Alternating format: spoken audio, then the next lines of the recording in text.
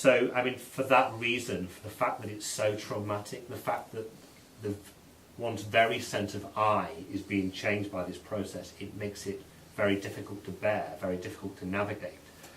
So it occurred to me that something like the hero's journey model could be invaluable. I mean, if you could recognize that this kind of process was happening in your life, and you had some orientation in the form of a mythic model that could help you through, how great would that be? I mean, otherwise, you know, you're doing it yourself, you're on your own. I mean, and I think this was a problem for Nietzsche. Nietzsche was an extreme individualist, and so he wouldn't look back through, you know, the history of Western thought. He wouldn't look to even something like Goethe as an example, and he wouldn't draw on that. He just dismissed everything and was totally individualist. And in the end, of course, he lost his sanity. But Jung, I think Jung's model of individuation is in some sense a response to what happened to Nietzsche. Jung and Nietzsche seem to go through similar transformative experiences, an encounter with the unconscious, an encounter with the instinctual, uncivilized, primitive depths of the psyche that kind of erupted and came to the surface. But Jung was able to prevail because, you know, he figured out this whole theory of archetypes and individuation, and then Campbell, as you know, I'm sure, used Jung's theory of archetypes to present a new way of understanding myth. The symbols of myth, the images of myth express archetypes, and they are universal stories. And the individual can attune to these myths, to these stories and images, and any individual can do that, and it can be a source of orientation for our lives if we know how to read myth symbolically.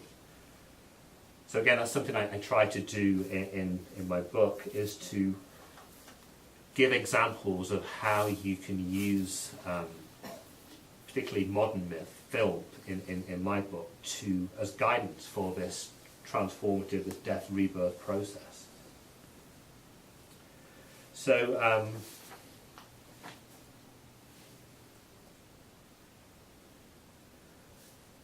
let me see. Nietzsche knew this was, I think he sensed this was happening. He sensed that he was in this rebirth process. I mean, he describes going through like he had crushing head pains, near blindness at times, and he was kind of caught in this intense struggle between the old ego, the old will, and the instincts that had erupted from the unconscious. And it was just like a standoff, you know, and he was just suffering immensely through this process. But I think he realized that it was necessary, that the suffering, the trauma that he was experiencing was the medium by which this new greater being could be forged. Now, I juxtapose two quotes in my first book. This is called The Archetypal Cosmos. Friedrich Hölderlin was a German romantic poet, and he said that humankind cannot bear the God's fullness often. Humankind cannot bear the God's fullness often. And then Friedrich Nietzsche said, man, the human, man is something that should be overcome. And I think that Nietzsche's image of the Übermensch is of this greater being, or young self is the greater being that can withstand and contain and express the archetypes in all their power, the gods in all their power, gods and goddesses. So I think this is where the process is leading.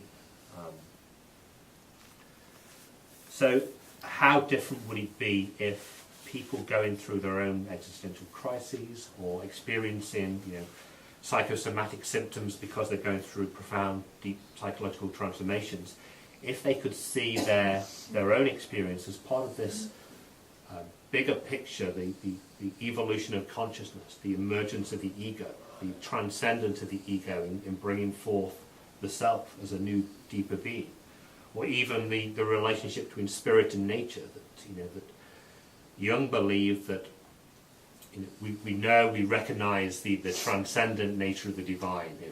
For millennia, people have worshipped God up there in the sky in heaven, the transcendent Father God. That's the transcendent side of spirit. What we haven't recognized, what we've repressed, is what Jung calls the maternal ground. So it's the dark feminine spirit in nature. Jung uses the term the dark spirit in nature.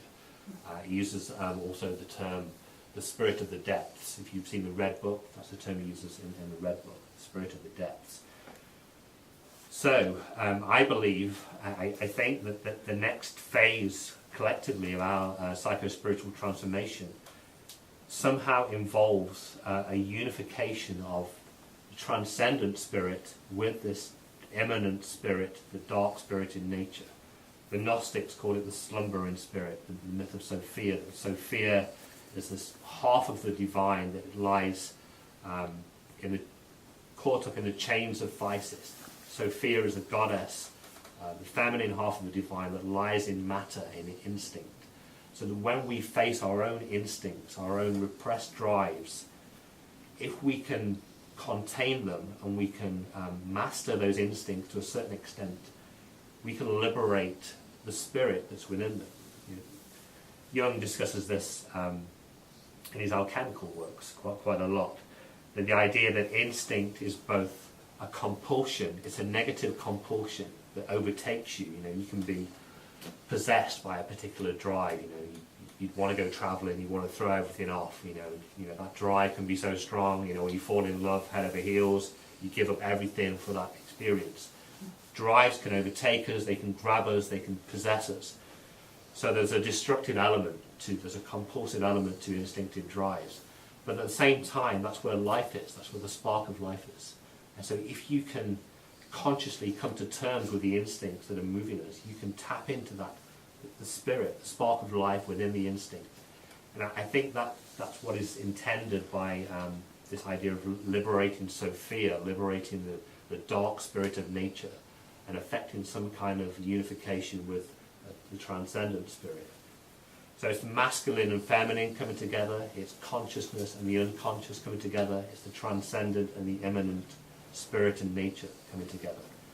And I believe that it's the destiny, the trajectory of the West to make this process happen, because Jung again believes that the ego, the I principle, is the vehicle of self-reflective consciousness. We can't know, we can't be conscious without an ego. We can't say that, I know that I exist. You need an ego to do that. And so in order for the spirit to, for God, if you like, to become known, there has to be an ego to know the divine. And similarly, I think there has to be an ego, a rational ego, to help face the instincts and liberate the spiritual essence in matter, in nature. And that's a lot to take in, I know, but that's what I try to cover in the first part of this book, is this big picture view of what is the background to the existential crises and transformations that people are going through today. Because perhaps naively, I used to think that nirvana was like the ultimate spiritual experience, that enlightenment, that the Eastern path, somehow they had it right, and the West was kind of deluded. Christianity, it's just gone astray and lost contact with its deeper message. But for me, Hinduism or Buddhism, they seem to be, they had the ultimate answers. This was when I was in my 20s. But I was disturbed by Nietzsche. I don't know if any of you have read The Spoke Zarathustra. It's a fine book, but Richard Tarnas once said to me that certain people shouldn't read that book. Tip you over the edge. I mean, it's.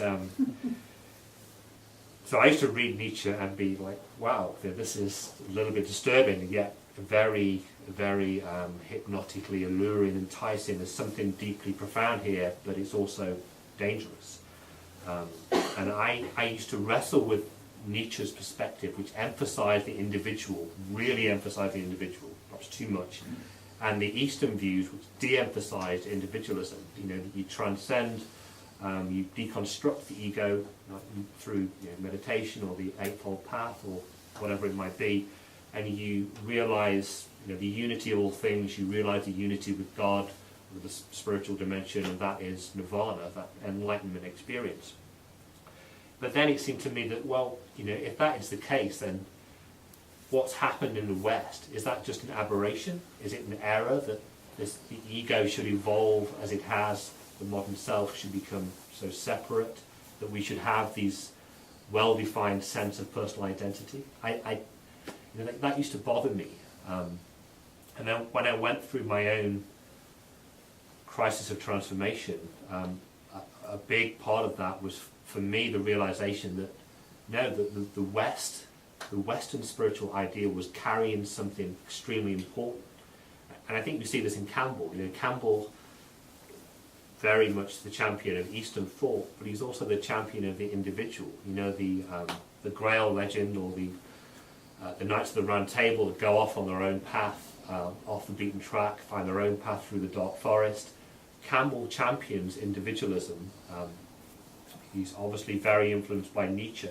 So he has these two elements, both the universal Eastern Enlightenment perspective, but also the affirmation of the unique value of the individual's life. And what is it that Campbell said, that no one like you has ever lived before, no one like you will ever live again. That kind of the deep value, the preciousness of the individual's essence, and somehow that the West, in emphasizing the individual, in emphasizing the ego, is carrying that unique spark of selfhood. So that, for me, the realization that maybe, at least for my life, that enlightenment, nirvana, wasn't the ultimate, but there was this other path, like a romantic path that is more aligned with instinct. Again, it's Campbell's idea of following your bliss. He uses the Sat Chit Ananda idea to explain that. The idea of following your bliss really is finding that, what is it that grips you most? What is your life passion? What is the flow of instinct within you that you can ride the back of instinct? The idea, Campbell's image of riding the back of the Dionysian leopard without getting torn to pieces. I think that's the Western romantic ideal for how one should live. Dionysus is the god of instinct, of impassioned frenzy, the wildness of nature, the wildness of instincts as they curse through us. And to ride the back of that, is to align ego consciousness with this flow of power from the unconscious. And I think that is one aim of individuation.